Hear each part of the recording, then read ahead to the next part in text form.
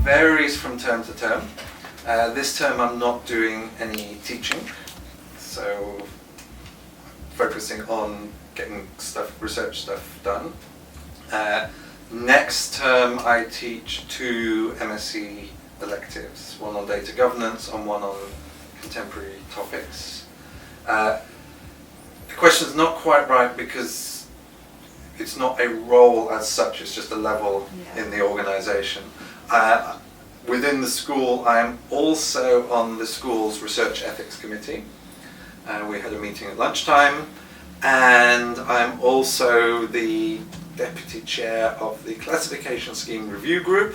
So we've introduced resits for undergraduate students, we're rolling out resits for postgraduate students, and working out exactly how to do that is the other role. But that's kind of because it's me, not because I'm an associate professor.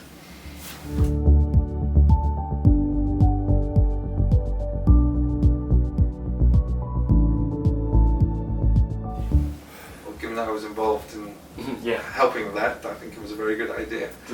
Completely? Yep, so the proposals, when the coalition government came in 2010, you were all born then, yep. The first policy, the first bit of legislation they introduced was the law to scrap biometric ID cards. From that point onwards, because the issue of being able to prove who you are securely, particularly for accessing government services, the problem didn't go away. So the government said, you know, these people who were really awkward and caused real trouble for us, they also had some quite good ideas. So let's get them involved in the replacement. So that's become gov.uk Verify. And I'm currently co-chair of the Privacy and Consumer Advisory Group for the Cabinet Office, helping them with that. And that is leading to some really interesting work in the UK about digital ID for accessing government services, but also for accessing private sector kinds of services as well.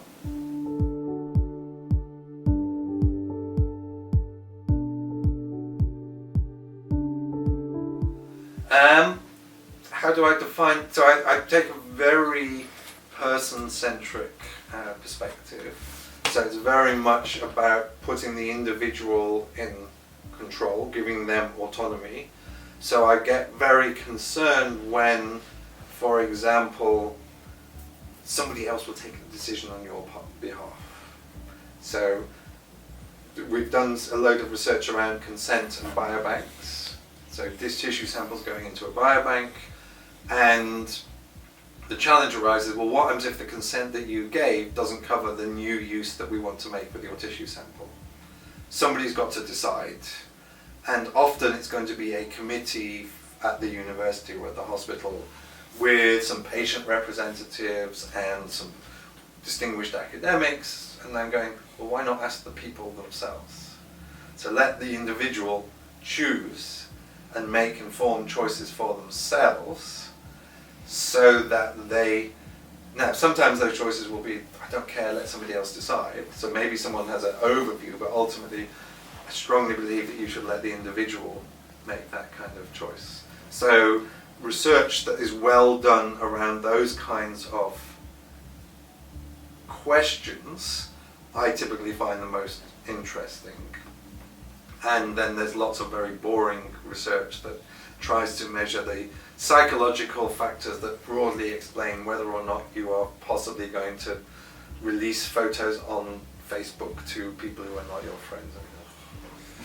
So we got a load of students to fill out a survey as part of their course requirements and hope that they didn't lie to give the answers that we were looking for.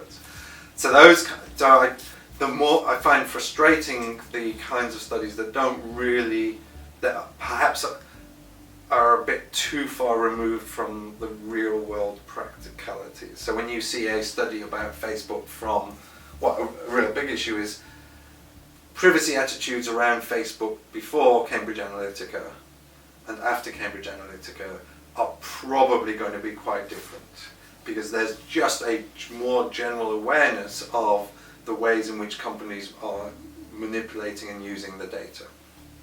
You may not change your behavior, but you are probably more aware of click on this quiz or before I join this group or before I share it with everybody, more people are aware of that than were beforehand. And therefore there's a real challenge for all of the studies that are out of date, effectively. The idea that post-Edward Snowden, that maybe the government's actually collecting and analysing a lot more data about you than you thought, means that when you have a question, do you trust data over the internet, which used to be, are you sure that it's got to the other side or not? Now it's actually who's listening, what are they using it for, how are they profiling me, am I going to get targeted adverts, etc., etc. So there's changes in attitudes that need to be studied very carefully, and some of them are not being done as carefully as they could.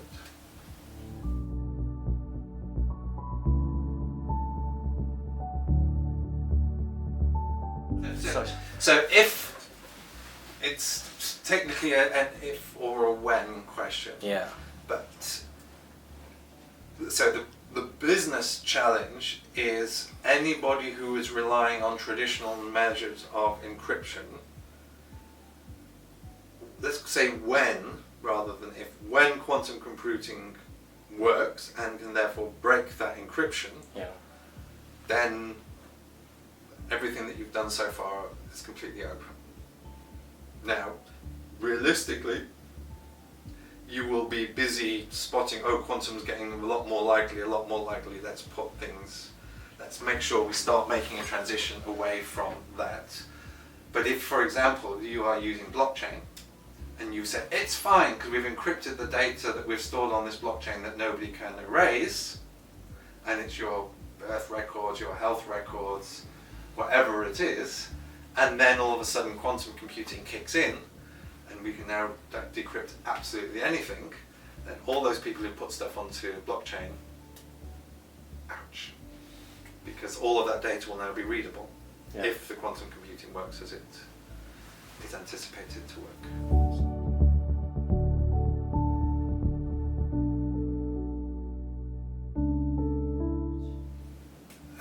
The lows are getting your paper rejected or your funding application rejected. The highs are so there's the kind of the doing of the research and then there's the writing up of the research. So the first high there's a high just from when it's working. You've arranged the interview and the person's there and is answering your questions, so you're probably getting a bit of a high for the fact that I'm actually here and I'm talking and hopefully saying things that are of interest. Then the kind of next high typically comes from when it all comes together. So you've now got, as a group, a story that you can do in your final presentation, and you know what you're going to say, and it works, and there's not bits where someone goes, but didn't he say exactly the opposite halfway through, and etc., etc. And then, so kind of putting it all together, getting the paper ready for submission, and it all kind of working. It's like when you're writing an essay, or when you will be writing an essay. At a certain point you go, yep, that works now, it's a good story. So when you get to that stage, and then hopefully when the reviewers go, it's absolutely fantastic, accept it as it is, or more likely, we've got a few things that we just want you to clarify, can you just clarify that, and then we'll accept it. And then the final one, particularly for my style of research, is also then applying that in a practical context where you have an effect on the world beyond other academics.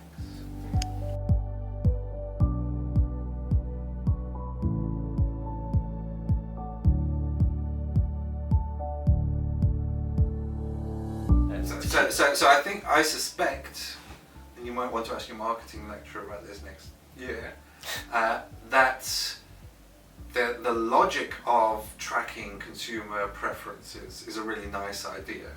People who like this also like that, people who buy this also buy that. But it's now become, particularly if you're relying on cookies and whatever, it's now become something that it's worth cheating. So you get click farms where even if you require someone to be actually touching a phone, you just have a desk full of phones and you just click on the adverts every time, and the even simpler one is you just get an app that just runs and pretends to click on that. So then the people go, well, we need to make sure it's somebody really pressing the phone rather than somebody just triggering an app click, but then you pay somebody a minimum wage to just press on the phone loads and loads of times. So I suspect that the levels of fake data around marketing are growing and growing. And there will become a tipping point where they go, actually this data is so rubbish now, it does not predict what we thought it was going to predict, but it's probably not worth trying to target and track and follow people, because we're actually not getting any additional insights, and we're just getting either so much bad data or so much customer dissatisfaction. So a simple example, lots of websites when you sign up, say a restaurant chain, want to know your date of birth. No reason why they need to know your date of birth. What they're actually going to do is around your birthday, and particularly if it's a big birthday, they're going to send you why don't you come to, I was going to say Pizza Express, but they may be bad. Why don't you come to Pizza Express to celebrate your birthday and we'll give you a free bottle of wine. Now, of course, the first thing is that they're not giving you a free bottle of wine. Everybody's prices have been increased to include the cost of the free bottles of wine that they need to do. So you should be going to claim your customer surplus back. Second thing is they don't care whether your birthday is really in August or whether you would like a free bottle of wine in October. So I would strongly encourage you to lie, only on the ones that don't do things like visas or bank accounts, because they do check your date of birth. And say one restaurant that you like going to, say your birthday's in August. One restaurant you like going to, that say your birthday's in September. One restaurant you like going to October, November, and then you'll get free desserts or free wine all the way through. They don't care, because they are selling, you're going to buy more food and etc., buy the coffees, and so they don't care, but you get some of the surplus that they've already costed in back. So it's about fighting back.